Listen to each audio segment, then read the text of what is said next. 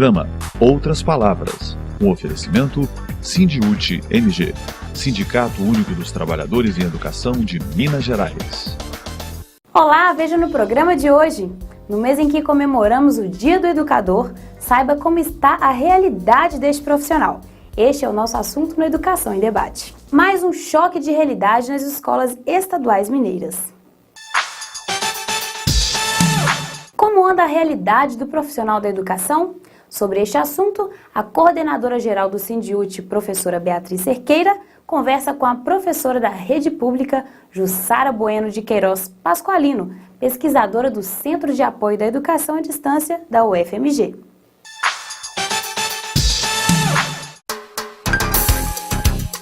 Educação em Debate.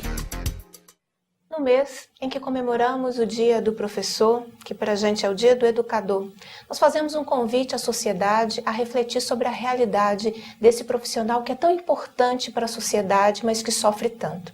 Convidamos a professora Jussara Pasqualino. Jussara é professora da Educação Básica há 34 anos de dedicação à escola básica pública e também é professora e pesquisadora do Centro de Apoio à Educação à Distância do UFMG. Jussara, seja bem-vinda. Muito obrigada, Beatriz. É um prazer estar aqui com vocês para refletir sobre esse tema que eu gosto tanto, a educação. Jussara, o movimento sindical sempre denuncia a questão da precarização do trabalho docente. O que é precarização? Para a comunidade que nos assiste, possa entender um pouco do chão da escola, dessa realidade que a gente vive. Olha, realmente a precarização é um termo que começou a ser usado na década de 1990, associando as condições do trabalho da escola com toda a questão da economia neoliberal, da influência dessa pressão da própria sociedade no trabalho do professor. Para isso nós temos dicionários que trazem esse verbete de uma maneira muito interessante, tanto da educação profissional, do NET, quanto do gestrado, discute tanto a precarização do trabalho no todo, como do trabalho do professor. Mas o que seria a precarização do trabalho do professor? Eu analiso por 3 âmbitos. Primeiro, o trabalho inseguro.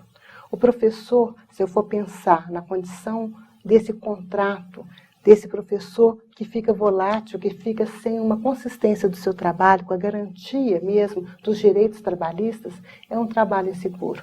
Então, o primeiro ponto seria a efetivação real de um trabalho por concurso, que esse professor sentisse a garantia de estar ali no lugar de direito. Por outro lado, a fragilidade do trabalho. A fragilidade que muitos autores colocam para a gente na questão da materialidade, do espaço físico da escola, e isso são pontos importantes. Para que o professor possa exercer seu trabalho, ele precisa de todo um contingente de coisas que possam facilitar. Hoje em dia a gente coloca os meios de comunicação, a questão da tecnologia, tudo isso deveria estar dentro da escola, deveria estar dentro do recinto da escola. Mas, por outro lado, não é só essa materialidade. A fragilidade também está nas relações estabelecidas pela escola. A gente percebe que o professor tem pouco tempo ainda de coletivo, pouco tempo de repensar, de discutir a escola. Se a gente entende que a educação ela extrapola a sala de aula e que esse professor é gestor de um espaço de educação, como que ele está fazendo isso em relação aos seus colegas? Como que ele está se organizando? Como é que ele está pensando a escola? Ele deveria ter um momento coletivo para diagnosticar os problemas, traçar metas, construir estratégias coletivas para melhorar essa escola. E o outro ponto é a questão da desapropriação do saber do professor. Quando a gente tem falta de determinado profissional e que um outro vai substituir, a gente está colocando em dúvida o saber que esse professor construiu de forma acadêmica. Esse professor está ali simplesmente substituindo, está na frente de uma turma. Então, eu tenho que valorizar também a formação desse profissional, uma formação que não se dá apenas no espaço inicial, mas uma formação que acompanha ao longo da vida. A gente fala numa formação contínua hoje, um profissional, que ele está sempre procurando, se adaptando e criando mecanismos. Ele não pode perder esse diálogo com a teoria, senão ele cai em um tarefismo e num trabalho de reprodução, simplesmente. Então, é necessário ele ter esse contato com a academia, com a teoria, com a discussão, e levar isso para a escola de uma maneira, assim, oxigenar mesmo as relações que estão postas ali. Bom, Jussara, com a sua experiência, professora de educação básica pública, doutora em educação, qual é o retrato da escola e da educação que você vê hoje em relação à precarização? Qual é a nossa realidade? Olha, nós estamos percebendo uma escola que está doente. Uma escola que está doente porque a nossa própria sociedade está doente. As relações, na fala de Bauman, estão umas relações muito líquidas, muito sem concretude.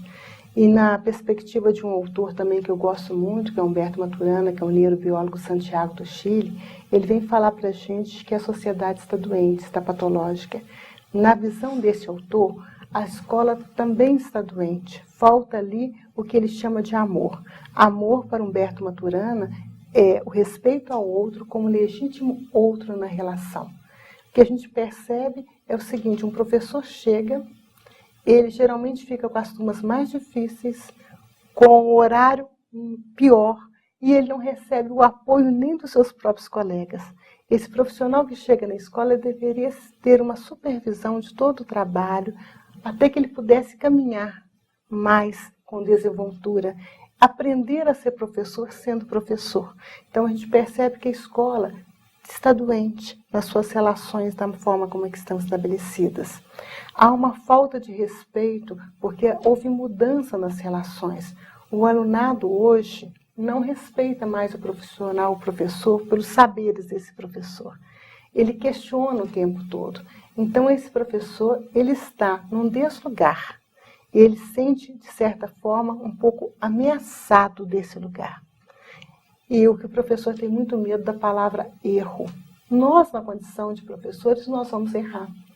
A escola deveria ser um lugar que trabalhasse o erro de uma forma mais suave, não de uma forma tão violenta e pejorativa. As pessoas têm um medo enorme de errar. E o erro é uma primeira etapa. Quem de nós nunca erramos ao construir a nossa profissão? Mas para isso a gente precisa do quê? De suporte, de relações mais concretas, de relações de apoio, de uma escola aprendente, de uma escola em que as relações sejam ali com uma meta de transformação, de mudança de comportamento. Eu só entendo a educação aquela que produz mudanças. E o que a gente percebe dentro da escola é, muitas vezes, uma repetição sem um momento criativo.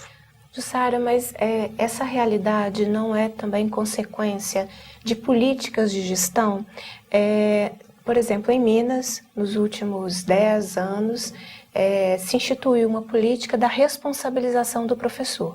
Então, o professor é o responsável único pelo resultado da qualidade, ele tem mecanismos de avaliação que servem muito mais para punição do que para qualquer outra sistemática, um discurso de eficiência aliado a essa avaliação, de competência, aliado aí à avaliação.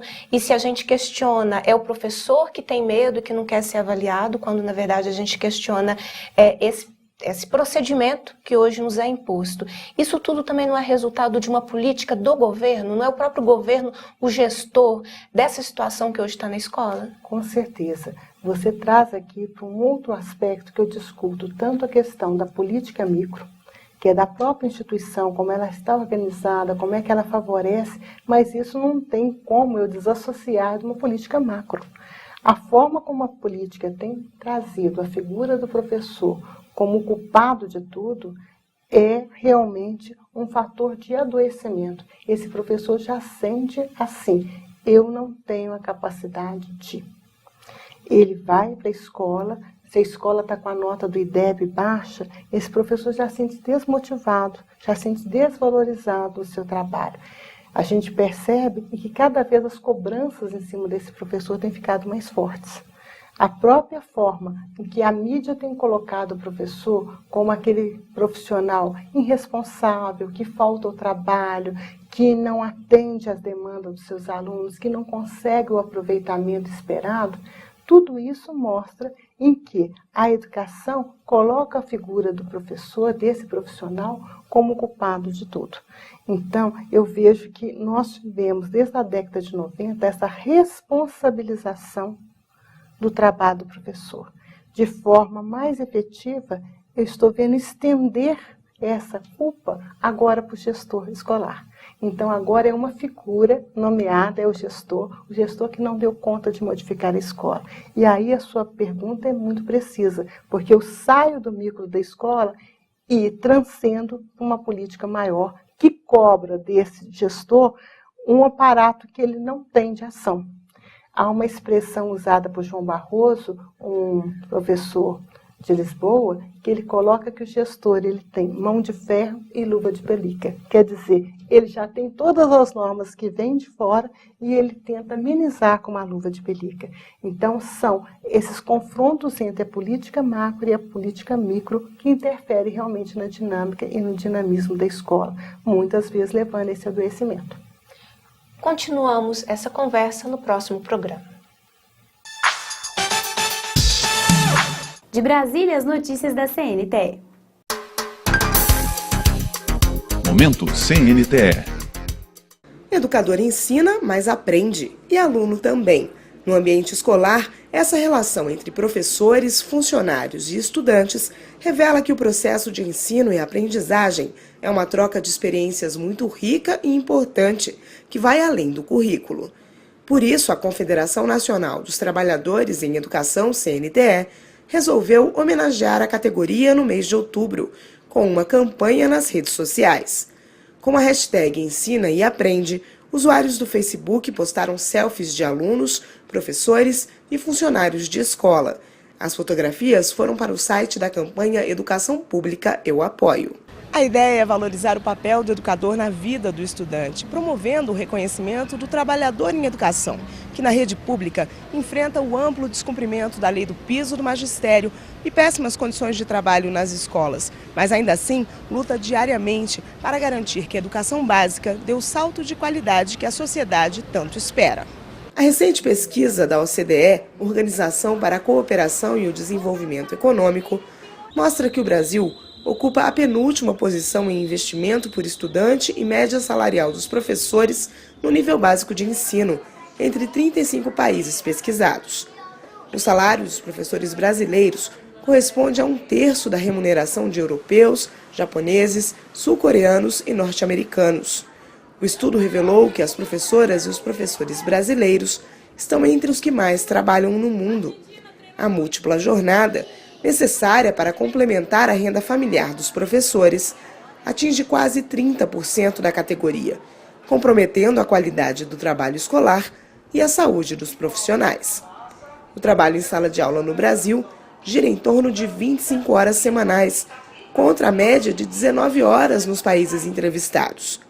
Além disso, 12,5% dos professores ouvidos no Brasil disseram ser vítimas de agressões verbais ou de intimidação de alunos pelo menos uma vez por semana. Trata-se do índice mais alto entre os países pesquisados. A média entre eles é de 3,4%. A enquete também revelou que apenas 1 em cada 10 professores, 12,6%, no Brasil, acredita que a profissão é valorizada pela sociedade. A média global é de 31%. O Brasil está entre os 10 últimos da lista nesse quesito, que mede a percepção que o professor tem da valorização da sua profissão. Mas a pesquisa indica que, apesar dos problemas, a grande maioria dos professores no mundo se diz satisfeita com o trabalho. Por isso, a CNTE homenageia aquele que não desiste de formar cidadãos, porque na escola todo mundo ensina e aprende. Hoje eu preciso ouvir qualquer palavra tua, qualquer frase exagerada que me faça sentir alegria em estar vivo. No meu tempo de estudo, a gente ensinava para o professor e aprendia com ele ao mesmo tempo, né? Porque são lições de vida, são idades diferentes, então você acaba aprendendo coisas diferentes. Os alunos vão tirando dúvida do professor, o professor vai tirando dúvida do aluno, e isso vai aprendendo um com o outro. O aluno pensa que só ele está aprendendo, né? Na verdade, o professor todos os dias aprende e aprende muito mais do que o próprio aluno. O professor tem contato com 50, 60 alunos que estão o tempo todo ensinando, essas variadas pessoas estão ensinando coisas úteis ao professor. Um professor jamais vai ter experiência com o aluno se ele não estiver dentro da sala de aula com o aluno. Então ele não só está ensinando, mas também aprendendo e assim repassando tudo aquilo que ele aprendeu com os alunos para outros, né? Para ver as fotos enviadas para a homenagem #Ensina e Aprende, acesse a página da campanha Educação Pública Eu Apoio, www.educaçãoeuapoio, sem tio e sem cedilha.com.br. Tire sua dúvida com o Departamento Jurídico.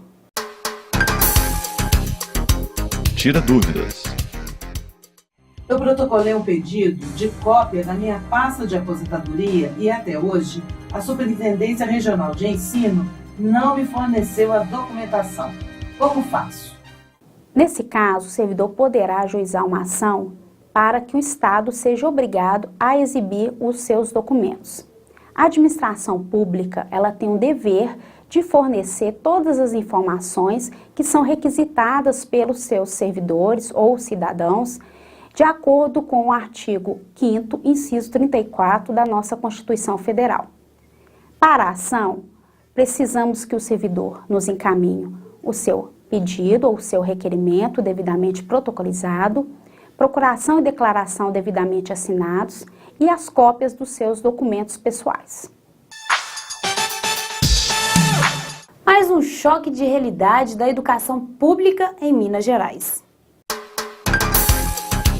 Choque de realidade. Mais de 15 mil professores de ensino religioso e de educação física em Minas Gerais foram retirados dos anos iniciais do ensino fundamental. De acordo com o Sindiúti, 3 mil contratações deveriam ter sido feitas, mas não foram. E ainda há diversos locais inadequados para a prática esportiva. Essa é a realidade imposta hoje no Estado ao ensino público pelo governo. São exatamente 1.984 escolas estaduais ofertando o ensino fundamental sem sequer uma quadra de esporte, ou seja, na teoria uma conversa e na prática outra.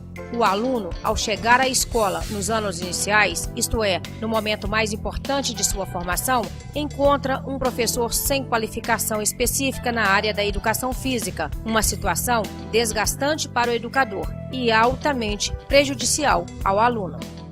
Percebemos que isso é um prejuízo muito grande aos nossos alunos, porque não tem uma orientação técnica dada pelo professor da sala de aula, que é o professor regente. Ele não tem conhecimento técnico para trabalhar com essas disciplinas.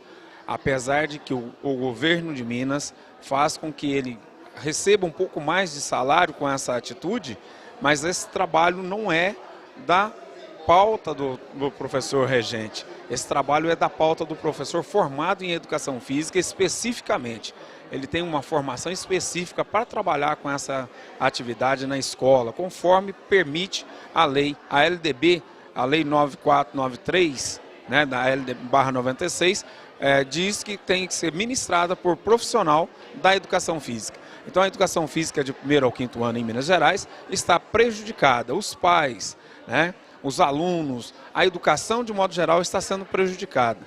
Isso a gente fala da educação pública, e quando se fala de educação pública, é filho de quem? Filho do trabalhador fazendo atividade e sendo prejudicado, mesmo que seja contribuinte, nos vários impostos que nós disponibilizamos e pagamos durante o ano todo no estado de Minas Gerais, ela está sendo retirada a oportunidade do filho do trabalhador de estar fazendo uma educação de qualidade. E a gente precisa lutar muito para que essa educação de qualidade seja realmente uma educação voltada para os nossos filhos, voltada para os filhos do trabalhador.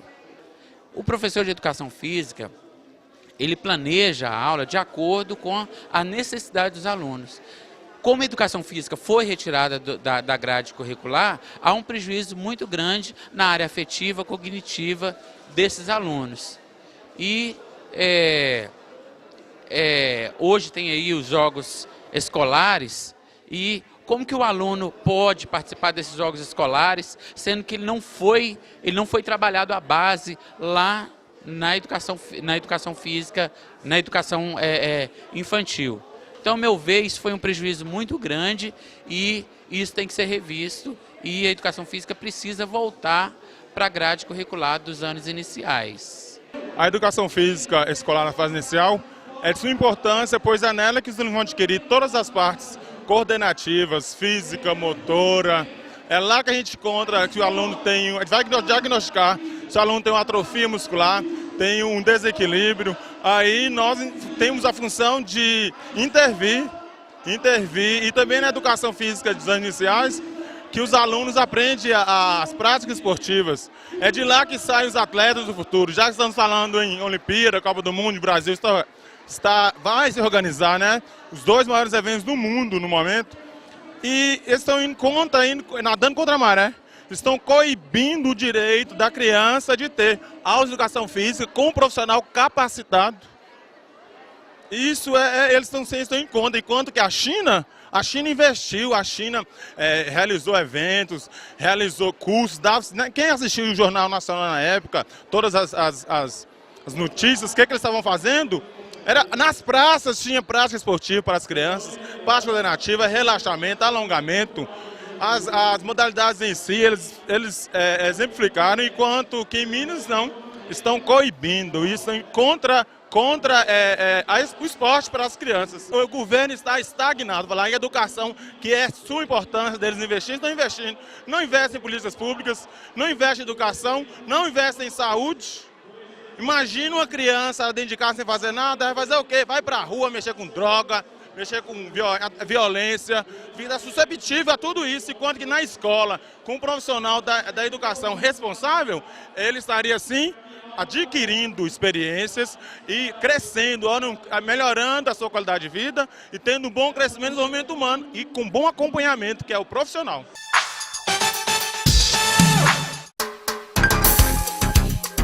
Atualidade. O Sindiúti MG recebeu a solidariedade de milhares de pessoas dos movimentos social e sindical em ato público, ocorrido em Belo Horizonte recentemente, em protesto às práticas antissindicais e ao cerceamento da liberdade de expressão em Minas Gerais. Os manifestantes concentraram na Praça da Liberdade e, em seguida, caminharam pelas ruas centrais da cidade, indo até a Praça 7. Com o slogan "Quem fala a verdade não merece castigo", os manifestantes denunciaram a opressão aos educadores mineiros e, mais uma vez, reafirmaram solidariedade ao Sindiúti. A Executiva Nacional da Central Única dos Trabalhadores, CUT, também marcou presença na capital mineira. Estamos aqui em solidariedade total e absoluta com o Sindiúti de Minas, com os trabalhadores de educação de Minas, que têm mais do que o direito, o dever de denunciar quando a situação da educação não está de acordo com as exigências não só do professorado, dos funcionários, dos pais e dos alunos.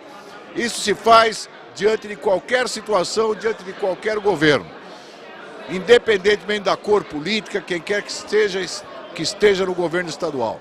É uma obrigação do Sindicato de Trabalhadores de Educação, além de reivindicar salário, melhores condições de trabalho, discutir a qualidade da educação, que é a matéria-prima do Sindicato de Educação. E o Sindiúti pode contar com o apoio e solidariedade não só dos seus co-irmãos mineiros que fizeram essa bela plenária aqui hoje nos sindicatos bancários, mas de toda a CUT nacional, de todos os mais de 3.000 sindicatos filiados à CUT no Brasil. Por isso, hoje, somos todos Sindiúti e continuaremos a exigir em praça pública, nas publicações, a qualquer momento que seja, eleitoral ou não, porque o Sindiúti não faz isso em momentos eleitorais, é do seu cotidiano discutir a situação da educação, né? Estaremos sempre exigindo o direito de organização sindical, o direito de expressão, a democracia e que o debate seja feito sem nenhum constrangimento. Nós não concordamos, né, com o Estado que está fazendo com que cale um sindicato. Nós, trabalhadores e trabalhadoras, todos os sindicatos do Estado de Minas Gerais, todos os sindicatos do Brasil são solidários a essa luta do Sindiúti. Acho que os trabalhadores não podem sofrer essa pressão, essa injúria que o governo faz em cima dos trabalhadores da educação. Eu sou do tempo em que nós fundamos a UTE em Minas Gerais e nós, inclusive, na época da ditadura, o nosso sindicato sofreu ataque à bomba.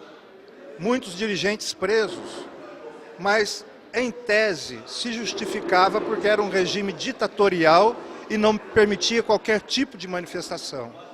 O que está nos estranhando hoje é que o sindicato está fazendo o que sempre fez, a defesa de uma educação pública de qualidade, socialmente referenciada, a valorização profissional dos trabalhadores em educação, que é uma coisa corriqueira na vida do sindicato. Agora, a censura que está sendo imposta, a cassação do direito à liberdade de expressão é algo que para nós hoje, no Estado democrático de direito, é uma coisa inimaginável. Eu acho que quem fez isso deveria repensar, porque isso foge à luta pela radicalização da democracia que nós estamos fazendo no nosso país e no Estado de Minas. Isso contraria todo o desejo nosso de transparência, de ter uma educação de qualidade.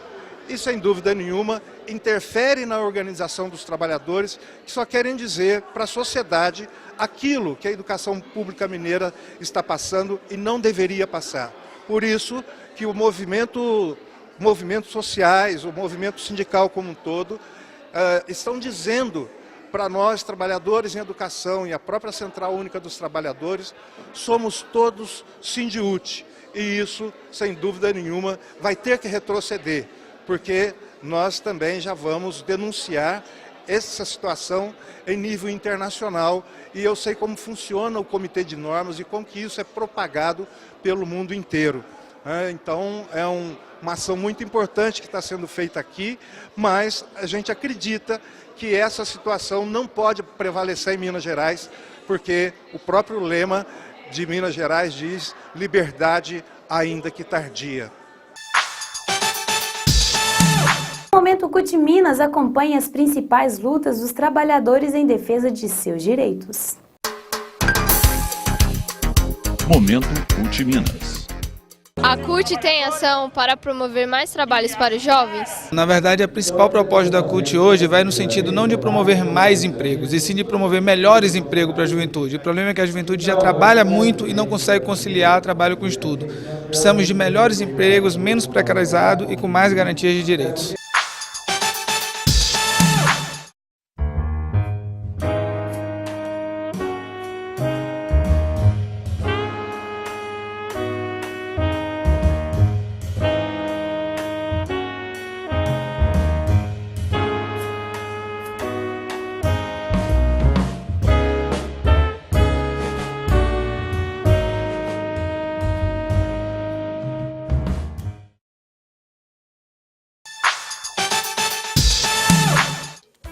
Alô? Oi, Cida, tudo bem? É o Léo aqui. Eu vi essa cidade na televisão mostrando um programa do governo de Minas, reinventando o ensino médio. Chique, hein?